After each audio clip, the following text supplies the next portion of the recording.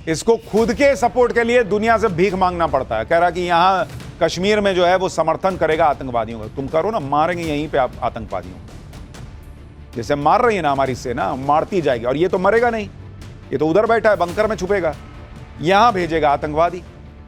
असीम मुनीर ने पहले भी इस तरह की बातें की थी, जिसके बाद पहलगाम अटैक हो गया था। अब असीम मुनीर फिर से वही सब करने लगा। तो पाकिस्तान जो है कभी सूखे से मरता है, कभी डूब के मरता है, वहां की पब्लिक मारी रही है। और अगर गलती से फिर आतंकी हमला किया तो भारत फिर मारेगा। तो ये तो चलेगा कि नरेंद्र मोदी ने पॉज बटन दबाकर दुनिया में मैसेज दे दिया कि देखो इसको लास्ट मौका दिए हैं, अगली बार फिर मारेंगे, क्योंकि उनको पूरा यकीन है कि ये मार खाने आएगा। मुनीर के शैतानी दिमाग में क्या चल रहा है आज आपको बताता हूं। क्या आपकी बार अमरनाथ यात्रा से पहले पाकिस्तान नई साजिश रच रहा है, जिसका हिंट मुनीर ने दिया भी है, उसके बारे में बताऊंगा। यह भी बताऊंगा कि कैसे मुनीर और शहबाज को मोदी डुबो डुबो कर मार रहे हैं और पब्लिक दौड़ा दौड़ा कर मार रही है।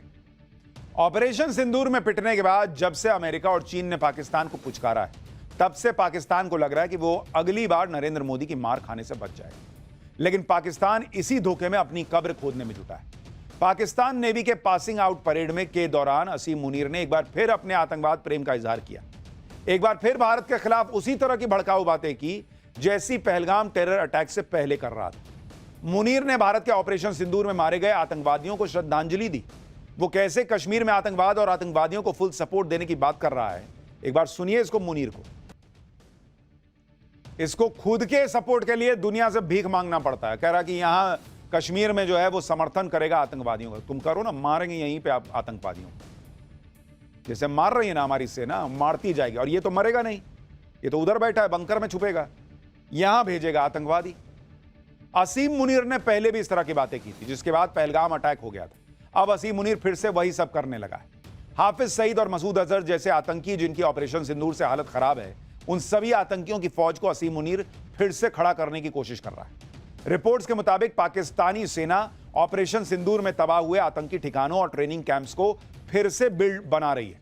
एलओसी के पास दोबारा से आतंकी संगठनों के लिए हाईटेक ट्रेनिंग कैंप्स बन रहे हैं। रिपोर्ट है कि पाकिस्तान और पीओके में फिर से 13 लॉन्च पैड डेवलप कर रहा है।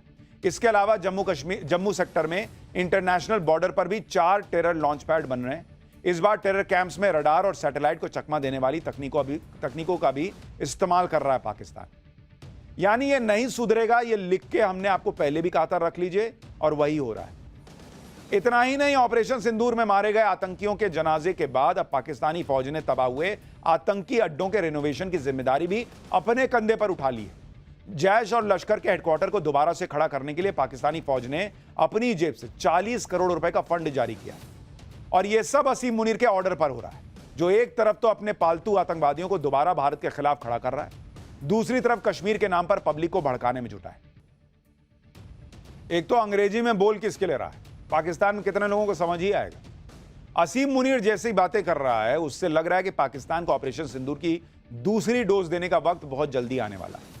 पिछली बार जब असीम मुनीर ने भारत के खिलाफ जहर उगला था तो पहलगाम में अटैक हुआ था, और इस बार भारत के खिलाफ मुनीर के भड़काऊ बयान अमरनाथ यात्रा से ठीक पहले आए।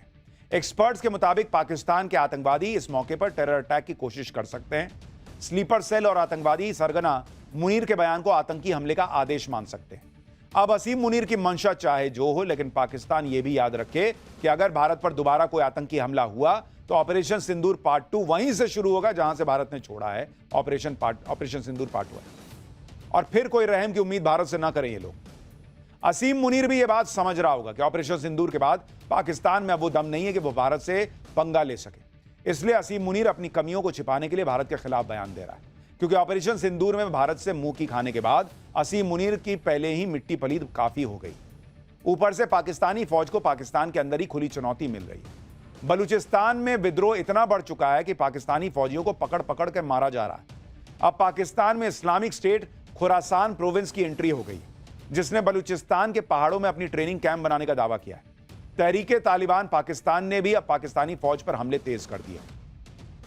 अभी शनिवार को ही तहरीके तालिबान पाकिस्तान ने वजीरिस्तान में पाकिस्तानी फौज के काफिले पर सुसाइड अटैक कर दिया था। इसका वीडियो भी टीटीपी ने जारी किया है, जिसमें दिख रहा है कि पाकिस्तानी फौज की एक गाड़ी के पास ब्लास्ट होता है और वहां पर गोलीबारी भी होती है। इस हमले में पाकिस्तान के 13 फौजी मारे गए। टीटीपी ने 24 जून को भी दक्षिणी वजीरिस्तान में पाकिस्तानी आर्मी पर हमला किया था, जिसमें 2 आर्मी अफसर मारे गए। इनमें से एक पाकिस्तानी कमांडर मोइज अब्बास भी था, जिसने भारतीय वायुसेना के विंग कमांडर अभिनंदन वर्धमान को पकड़ा था। टीटीपी के साथ ही बलूचिस्तान में भी पाकिस्तानी फौजियों को चुन चुनकर मौत के घाट उतारा जा रहा है। पाकिस्तानी खुफिया एजेंसी आईएसआई के अधिकारियों और फौज के अफसरों की हत्याओं से मुनीर की फौज की भद पिट रही है। ऐसे माहौल में पाकिस्तानियों का ध्यान भटकाने के लिए भारत विरोधी बातें करना पाकिस्तान की फौज की पुरानी आदत है और असीम मुनीर भी उसी आदत से मजबूर होकर यह सब कर रहा है। बड़बोले असीम मुनीर की बौखलाहट की एक वजह यह भी है कि सिंधु जल समझौते को लेकर नरेंद्र मोदी न तो पाकिस्तान की गुहार सुन रहे हैं, न उसकी गीदड़ भपकियों से परेशान हो रहे हैं और ना ही किसी इंटरनेशनल प्रेशर में आ रहे हैं। इसी बात से पाकिस्तान का गला सूखा जा रहा है। आप देखिए कि पाकिस्तान की गुहार पर हेग में कोर्ट ऑफ आर्बिट्रेशन ने फैसला सुनाया है कि सिंधु जल समझौते को भारत रद्द नहीं कर सकता, तो भारत सरकार ने इस फैसले को अवैध करार दे दिया। भारत सरकार ने कोर्ट ऑफ आर्बिट्रेशन से 2 टूक शब्दों में कह दिया कि भारत ने अंतर्राष्ट्रीय कानून के तहत अपने अधिकारों का प्रयोग करते हुए सिंधु जल समझौते को स्थगित किया है। किसी भी आर्बिट्री कोर्ट में भारत की कार्रवाइयों की वैधता की जांच करने का कोई अधिकार ही नहीं। भारत सरकार ने कह दिया है कि सिंधु जल समझौता तब तक रद्द रहेगा जब तक कि पाकिस्तान अपनी जमीन पर मौजूद हर आतंकवादी को खत्म नहीं कर देता और तब तक भारत इस समझौते के तहत अपने किसी भी दायित्व को पूरा करने के लिए बाध्य नहीं है। यानी इंटरनेशनल कोर्ट को भारत ने कह दिया है कि ठेंगे से जाओ, हम ना मानते।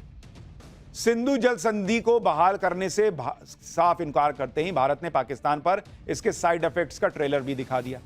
भारत ने जम्मू कश्मीर में चिनाब नदी पर सलाल डैम के 12 गेट खोल दिए, जो बारिश की वजह से ओवरफ्लो हो रहे थे। अगर सिंधु जल समझौता लागू होता तो भारत को यह पानी रोकना पड़ता ताकि पाकिस्तान में बाढ़ की स्थिति पैदा ना हो, लेकिन अब कोई समझौता तो है नहीं। इसलिए अब डैम में ये जो पानी भरा है वो सैलाब बनकर पाकिस्तान की तरफ बह रहा है, जिससे वहां बाढ़ जैसे हालात बनने के आसार बन गए। तो पाकिस्तान जो है कभी सूखे से मरता है, कभी डूब के मरता है, वहां की पब्लिक मारी रही है और अगर गलती से फिर आतंकी हमला किया तो भारत फिर मारेगा। तो ये तो चलेगा। पाकिस्तान की पर्ची निकलेगी तो उसमें मार खाना ही लिखा है, लेकिन पर्ची निकालने की बात हो रही है तो बागेश्वर बाबा की भी बात करेंगे। अखिलेश यादव का बागेश्वर बाबा पर बड़ा हमला, ऐसी कौन सी पर्ची है जिससे घबरा गए हैं इंडी वाले? एक कथा के 50 लाख। बागेश्वर बाबा का वो वीडियो जिसे देख लिया तो अखिलेश यादव सो नहीं पाएंगे। अब इसका चैप्टर खोल रहा हूं। जाति की राजनीति करते करते इंडी गठबंधन वाले अब ऐसे लोगों को भी टारगेट करने लगे हैं जो लोग हिंदू समाज में एकता की बात करते हैं। ऐसे ही लोगों में बाबा बागेश्वर है जो आजकल अखिलेश यादव के टारगेट पर है। एक तो बाबा बागेश्वर जातिवाद के खिलाफ बोलते हैं, दूसरी बात यह है कि पीएम मोदी उन्हें छोटा भाई कहते हैं और इन दोनों बातों से बाबा बागेश्वर इंडी गठबंधन के निशाने पर आ चुके हैं। इसमें अखिलेश यादव ने यूपी में यादव बनाम ब्राह्मण के मुद्दे को लेकर अपनी पीडीए वाली राजनीति करते करते बाबा बागेश्वर को निशाने पर ले लिया। बाबा बागेश्वर का नाम लेकर अखिलेश यादव ने क्या नया दांव खेला है, जरा उसको पहले देखिए। पहले यादव बनाम ब्राह्मण करने की कोशिश की गई, अब बागेश्वर बाबा की दक्षिणा पर सवाल उठाया गया है। बागेश्वर बाबा पर अंडर टेबल पैसे लेने का आरोप लगा रहे हैं अखिलेश यादव। बागेश्वर बाबा को महंगा कथावाचक बताने की कोशिश कर रहे हैं। लेकिन बागेश्वर बाबा ने अखिलेश यादव के हमलों की परवाह न करते हुए कौन सा नया संकल्प ले लिया है, इसके बारे में आपको बताऊंगा। इतनी क्लिप्स में आपने गौर किया? अखिलेश यादव कह रहे हैं वो धीरेन्द्र शास्त्री टेबल के नीचे पैसा नहीं लेता है क्या? लेते हैं क्या? धीरेन्द्र शास्त्री, ना आचार्य धीरेन्द्र शास्त्री, ना धीरेन्द्र शास्त्री जी। और दूसरी तरफ देश के प्रधानमंत्री कह रहे हैं धीरेन्द्र, मेरे छोटे भाई धीरेन्द्र शास्त्री जी। कहां धीरेन्द्र शास्त्री बोल रहे हैं अखिलेश यादव, कहां धीरेन्द्र शास्त्री जी बोल रहे हैं नरेंद्र मोदी। यही बहुत बड़ा फर्क, इतने में आपको सारी कहानी समझ में आ जाएगी। अखिलेश यादव यूपी में पीडीए वाली राजनीति पर चल रहे हैं क्योंकि जातीय संघर्ष में ही उन्हें फायदा दिख रहा है। लेकिन किसी को समझ नहीं आया कि अखिलेश यादव ने अपनी इस राजनीति में बागेश्वर बाबा को अचानक क्यों घसीट लिया। पहले अखिलेश यादव का बयान सुनिए बागेश्वर बाबा, फिर बागेश्वर बाबा ने क्या जवाब दिया है, क्या हुआ है। बागेश्वर बाबा क्या अंडर टेबल 50 लाख रुपया लेते हैं कथा का? उनका कौन सा वीडियो है जो अखिलेश यादव को सोने नहीं देगा, सब दिखाऊंगा। पहले अखिलेश यादव को सुनिए तो। क्योंकि जिस परिवार को कथा करानी थी उन पे इतना संसाधन पैसा नहीं था कि लाखों रुपए वाले कथावाचक बुला लें, क्योंकि कई कथावाचक हैं जो 50 लाख रुपए लेते हैं। कोई किसी की हैसियत है कि धीरेन्द्र शास्त्री को बुला ले अपने घर कथा के लिए? कोई अंडर टेबल लेगा वो बाबा पैसे? आप पता करवा लीजिए, अंडर टेबल नहीं लेते हैं वो धीरेन्द्र शास्त्री क्या? कथावाचक नहीं, पता नहीं कितनी कीमत होगी उनकी, फ्री तो नहीं। एक लाइन में कह रहे हैं कि 50 लाख लेते हैं धीरेन्द्र शास्त्री जी, दूसरी लाइन में कह रहे हैं पता नहीं कितने पैसे लेते हो। पहले मन तो बना लीजिए कि 50 लाख ले रहे हैं कि कितना लेते हो। अंडर टेबल लेते हैं कि नहीं, आप पता करा लीजिए। अरे जब आपको नहीं पता तो क्यों आरोप लगा रहे हैं? अखिलेश यादव बागेश्वर बाबा की कथा की फीस का मुद्दा क्यों उठा रहे हैं? उसकी वजह यह है कि बागेश्वर बाबा हिंदू समाज की एकता की बात करते हैं, हिंदू समाज को जातियों में न बंटने के लिए कहते हैं। और अगर धीरेन्द्र कृष्ण शास्त्री जी जो कहते हैं वो हो गया तो फिर पीडीए वाली पॉलिटिक्स खत्म हो जाएगी। भाई मुसलमान का बल्क में वोट और हिंदू को जाति में बांट के वोट, यही तो लेके काम करना है। बागेश्वर बाबा कहते हैं कि हिंदू बटो मत, तुम्हारी पहचान हिंदू की बनाओ, जाति के हिसाब से मत चलो, और इसीलिए वो टारगेट हो गए। जो लोग ऐसा कहते हैं कि वो जाति की राजनीति करने वालों को अच्छे नहीं लगते, आप देखिए कि बागेश्वर बाबा किस तरह से हिंदू समाज को एकजुट कर रहे हैं। जातिवाद दूर करने के लिए पद यात्रा करने वाले हैं। फिर से बागेश्वर बाबा 7 नवंबर से 16 नवंबर तक दिल्ली से वृंदावन की फिर यात्रा शुरू कर रहे हैं। बागेश्वर बाबा 180 किलोमीटर की पदयात्रा करेंगे। हिंदुओं को एकजुट करने और जातिवाद के खिलाफ पदयात्रा, जातिवाद के कैंसर से देश को सबसे ज्यादा खतरा है, यह बताते वो कर रहे हैं। और इसके पहले भी उन्होंने किया था, हमने आपको दिखाया था पाठशाला में, पैर छिल गया, सब हो गया, लेकिन चलते रहे, हिंदुओं को बोलते रहे भाई हिंदू पहचान बनाओ, जाति में मत बंटो। यानी बागेश्वर बाबा दोगुनी ताकत से जातिवाद के खिलाफ अपने संकल्प को पूरा करने में जुट गए। तो बागेश्वर बाबा से तकलीफ की एक बड़ी वजह तो यह है, वो हिंदुओं को जगाने का प्रयास कर रहे हैं। हिंदू जाग गया तो इनके वोट का क्या होगा? सिर्फ अपनी राजनीति के लिए अखिलेश यादव ने बागेश्वर बाबा पर कथा के लिए अंडर टेबल पैसे लेने का आरोप भी लगा दिया, जबकि बागेश्वर बाबा देश विदेश में हनुमान कथा सुनाते हैं, जिसमें हजारों लाखों की भीड़ आती है। भक्त अपनी श्रद्धा से जो चढ़ावा देते हैं, उसी से बागेश्वर धाम का काम चलता है। और चढ़ावे की रकम से भी बागेश्वर बाबा अपने लिए कुछ नहीं करते, बल्कि वो इन पैसों का सामाजिक कार्यों में इस्तेमाल करते हैं। आप देखिए कि बागेश्वर बाबा पैसा कहां इस्तेमाल करते हैं। एमपी के छतरपुर कैंसर हॉस्पिटल को बनवा रहे हैं, जिसमें 200 बेड का हाईटेक कैंसर हॉस्पिटल बनने जा रहा है। तो अंडर टेबल ले रहे हैं, ऊपर के टेबल ले रहे हैं, कहां आसमान से टपक रहा है, जहां भी टपक रहा है। आम आदमी के लिए लगा रहे हैं ना बॉस, कैंसर हॉस्पिटल बना रहे हैं। आदिवासी समुदाय के लिए रिसर्च सेंटर बनवा रहे हैं। सिकल सेल एनीमिया के इलाज के लिए रिसर्च सेंटर बनवा रहे हैं। पिछड़े क्षेत्रों में स्वास्थ्य सेवाओं को बेहतर बनाने की कोशिश कर रहे हैं। गरीब बेसहारा लड़कियों की शादी के लिए वार्षिक समारोह होता है। इस साल महाशिवरात्रि पर 251 गरीब कन्याओं का विवाह कराया। बागेश्वर धाम में अन्नपूर्णा रसोई की स्थापना की है। रोज हजारों भक्तों को निःशुल्क भोजन कराते हैं। प्राचीन वैदिक अध्ययन और संस्कृत को बढ़ावा देने के मकसद से शिक्षा के माध्यम से धर्म संस्कृति को संरक्षित करने का प्रयास कर रहे हैं। तो ये पैसा खर्च यहां हो रहा है बॉस। 50 लाख क्या, 1 करोड़ क्या, ये आदमी तो 5 करोड़ भी ले तो इनको देना चाहिए, क्योंकि गरीबों के काम में लगा रहे हैं। सैफई महोत्सव नहीं करा रहे, सलमान खान और दूसरे एक्टर्स को बुला के वहां नाच गाना नहीं करा रहे हैं। गरीबों की शादियां करा रहे हैं, कैंसर हॉस्पिटल बना रहे हैं। और ये काम क्या हवा में हो जाएगा, फ्री में हो जाता है क्या? बागेश्वर बाबा की कथाओं में आने वाला चढ़ावा, भक्तों के दान से ये सारे काम हो रहे हैं। जैसे बागेश्वर बाबा गरीब कन्याओं का सामूहिक विवाह का आयोजन करवाते हैं, जिसमें शामिल हर लड़की को बागेश्वर बाबा अपने सामर्थ्य के हिसाब से शादी का तोहफा देते हैं। बागेश्वर बाबा किसी भी कन्या को खाली हाथ विदा नहीं करते। इन गरीब और बेसहारा लड़कियों को बागेश्वर बाबा अपने परिवार के सदस्य की तरह मानते हैं और इनकी विदाई में भावुक भी हो जाते हैं। ये सब करने के लिए बागेश्वर बाबा दिन रात काम कर रहे हैं, और जब इस तरह के आरोप लगते हैं तो बागेश्वर बाबा का भी दर्द छलक आता है। बागेश्वर बाबा का जीवन संघर्षों से भरा रहा है। बागेश्वर धाम के पीठाधीश बनने से पहले धीरेन्द्र कृष्ण शास्त्री जी का जीवन बहुत गरीबी और अभावों में गुजरा। मध्य प्रदेश के छतरपुर के गढ़ा गांव में बागेश्वर बाबा का पुराना मकान आज भी है, जिसमें उनका बचपन गुजरा। 1 कमरे का छोटा सा मकान था वो, जिसमें 5 लोगों का परिवार रहता था। मैं गया था, मैंने खुद उस घर को देखा है बॉस। ढंग से बैठने की जगह नहीं है उस घर में। बरसात में मकान की छत से पानी टपकता था, और कई बार ऐसा भी हुआ कि घर में खाने तक के लिए कुछ नहीं होता था। मैंने छतरपुर के गढ़ा गांव में बागेश्वर बाबा का जाकर इंटरव्यू लिया था, तो बागेश्वर बाबा ने खुलकर अपने संघर्षों के बारे में बताया। ये पंखा देखिए बॉस, ऐसे घर में रहे हैं वो। एक बार वो आपको घर, वो बातें दिखाता हूं। जो लोग 50 लाख रुपए अंडर टेबल की बात कर रहे हैं, वो देखें आचार्य धीरेन्द्र कृष्ण शास्त्री जी किस जीवन को जिए हैं। बरसात आती थी तो विचित्र स्थितियां, बरसात में छप्पड़ खप्पड़ का घर था, अभी शेड डलवाया है ताकि ये सुरक्षित रहे। तो बरसात में खप्पर से बूंदें गिरती थी, बारिश होती थी, कई बार भर जाता था पानी। परिस्थितियां बहुत विचित्र स्थितियों से गुजरे। कई बार चूल्हे में लकड़ियां लगी रहती थीं पर रोटी की व्यवस्था नहीं होती। अब आप विचार करो, जिसका इतना बड़ा घर हो उसकी समृद्धता कितनी होगी।